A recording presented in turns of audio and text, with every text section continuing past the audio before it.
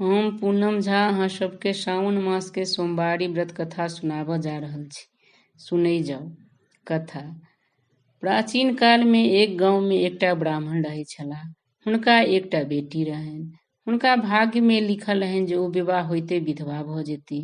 ब्राह्मण जतऽ बर ताकऽ जाइत निश्चित होइते कोनो प्रकारक अनिष्ट भइए जाय आ ओ बर मरि जाइत।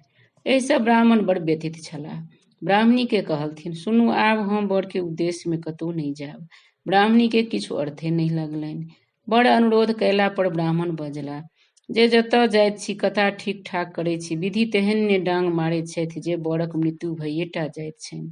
एहि जीव हत्या से हमरा आब बैराग भऽ गेल अछि, तेँ हम आब जीव हत्या नहीं करब। मुदा ब्राह्मणी नहीं मानलखिन। बजली, बेटा तऽ लोक के कुमारो रहि जाइत छैक, मुदा बेटी कतौ कुमारि रहलैया। सौंसे गाम हमरा दूर दूरौने रहैया, तेँ जेना होइया ई करही पड़त। अंतिम सभा रहैक।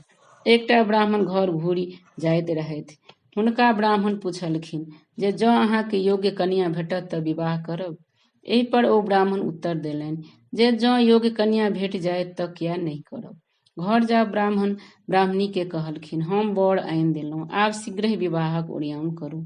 झटपट ब्राह्मणी सब किछु ओरियौलनि। डराइते मोन बेटी के आनि बैसौलनि। विवाह भेल। जहन दुनू बर कनिया गोसाउनी के गोर लागऽ गेल तखने बर के मृत्यु भऽ गेलैक।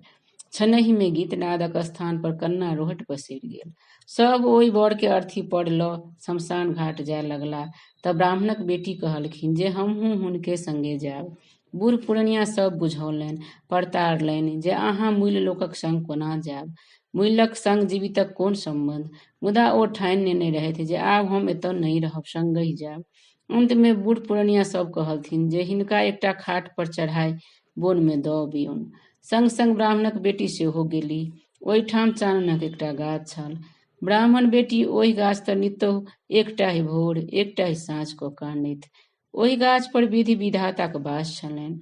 विधि पुछलखिन विधाता सँ जे एते राति में के कनैत अछि। तखन विधाता कहलखिन जे एकटा ब्राह्मणक बेटी छथि, ओ विधवा भऽ गेल छथि। तखन विधि कहलखिन जे हुनका विधवा जन्म कोना कटित होइतनि। विधाता कहलखिन जे एहि दुआरे अहाँके कोनो बात नहीं कहै छी। ओ साउनक सोम करती तऽ हुनका विधवा जन्म कटित भऽ जेतनि। तखन विधि पुछलखिन एहि सोमक व्रतक विधान कोना की करऽ पड़तनि। विधाता सबटा फरिया कऽ कहलथिन। नीचा बैसल ब्राह्मणक बेटी सब किछु सुनलनि। ओ हलसि उठली। साउनक सोम लग आयल रहैक। पियर फूल, हरियर दूइब आ सिन्दूर लऽ कऽ 14 ठाम पूजा केलनि।